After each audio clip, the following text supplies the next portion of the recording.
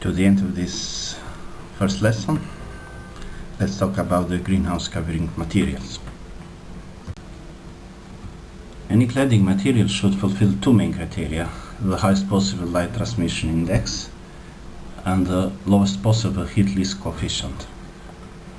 The first one is a guarantee that the maximum amount of solar radiation will reach the plant and will not be modified during the transmission through the cladding material. And of course it has a direct effect on the photosynthetic rate of the plants and with a direct impact on the expected yield from the greenhouse crops. And the second is a guarantee that heat losses during cold nights will be at the minimum and plants will be safe inside the greenhouse even in very cold nights. Therefore, the selection of cladding material to construct a greenhouse should account, apart from the availability and the price, for these two main indexes. Okay. And it is clear that glass panes are the oldest cladding material used in greenhouse construction, and the truth is that there is a lot of investment, a lot of improvements in the quality of glass panes, and it's also regarding its light transmission index and resistance to brokerage. The main advantage of glass is, of course, its light transmission index and also its lowest heat loss coefficients. And regarding both these two indexes, glass is the best. However, it's still a question of the very high price of glass as a cladding material, which makes the cost of glass house greenhouse very often unaffordable for many growers. And the second, it is very fragile and can be easily broken in specific circumstances. And because of that, there are many attempts to replace glasses as covering materials with other alternatives. And we have already said that since the middle of 20th century, the plastic films were being introduced into the market, and later on the plastic shields also. The plastic sheets offer some advantages over the glass. First, they're very lightweight, and in addition, because they can be built up in two or more layers, they can also have a very low heat loss coefficient. However, the light transmission index, although it's comparable with glass panes, is losing gradually during the use of the plastic sheets. Among the plastic sheets, the polycarbonate is the best alternative because it provides the highest light transmission index, but its price is also high, and because of that it is not extensively used in the greenhouse industry. The next alternative, and the most used alternative as a cladding material, are of course the plastic films, including the polyethylene, polyvinyl chlorides and other compounds. And there is already a very large industry developed regarding the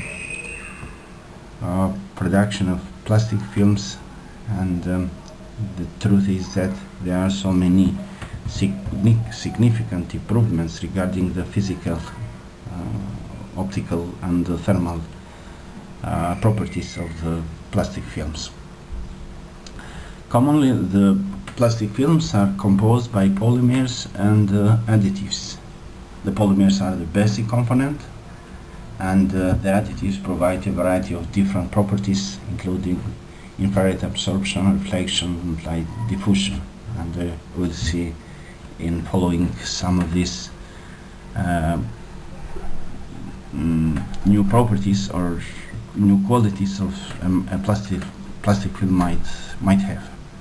The thickness of plastic films is diverse. It ranges from 80 millimicrons to up to 200 millimicrons, and its width is very diverse, from some centimeters up to 20 meters wide. The plastic films can be either single layer or multi-layer, and typically with 3 layers, and these are the best options because in each of the layer can be included different additives, and therefore they provide to the film the multiply properties, which are sometimes very useful for the proper operation of the greenhouse crops. By adding different additives, the plastic films can benefit different properties, and more importantly, different additives can be combined together, and the plastic films will have combined properties. Let's see some of them.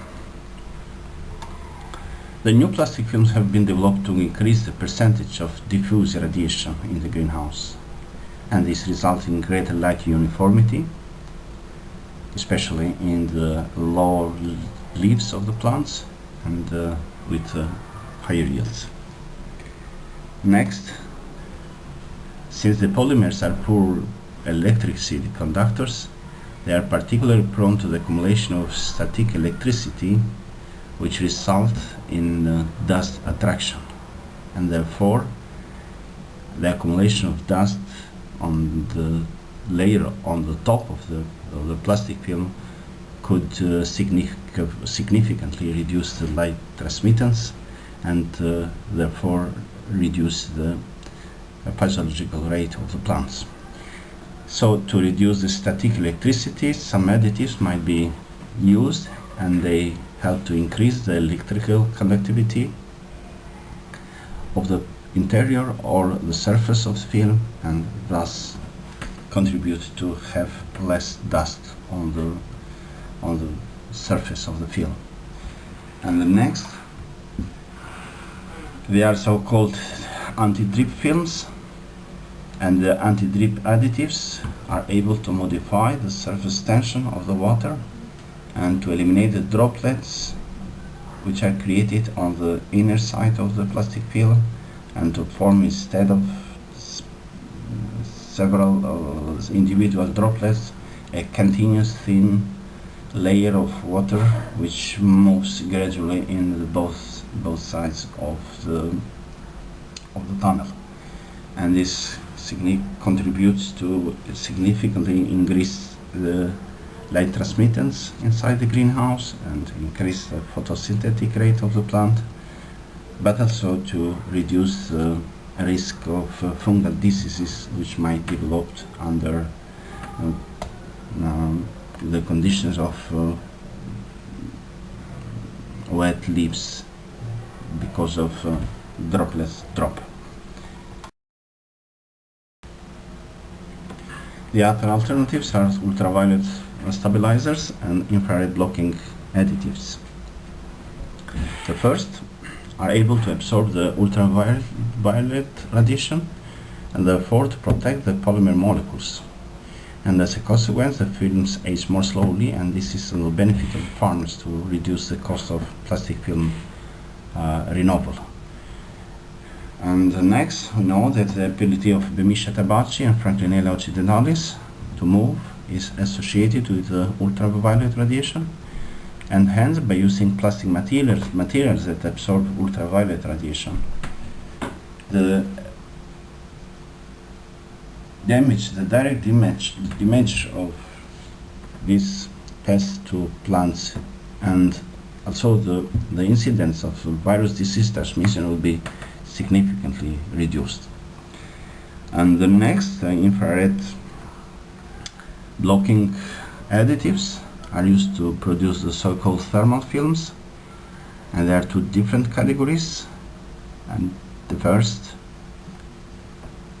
there are additives that are able to block the near-infrared radiation, and therefore they provide a kind of a cooling effect inside the greenhouse, very useful in hot summer periods, because they keep a certain amount of the solar radiation outside the greenhouse, and thus contribute to reduce the temperature of the environment inside the greenhouse.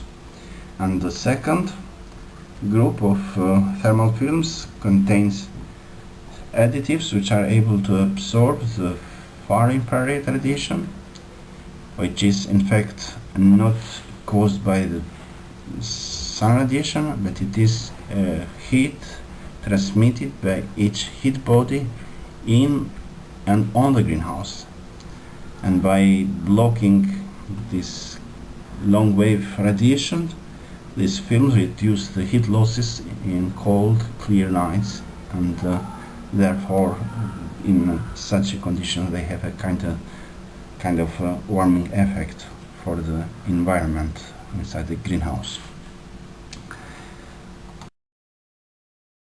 This is what I wanted to say in this first lesson, and at the end I want you to make known a list of selected publications which you can use to extend your know-how regarding the topics we discussed in this first lesson. This is all. I think you found this lesson useful, and I hope you will follow me in the next lesson. Thank you very much.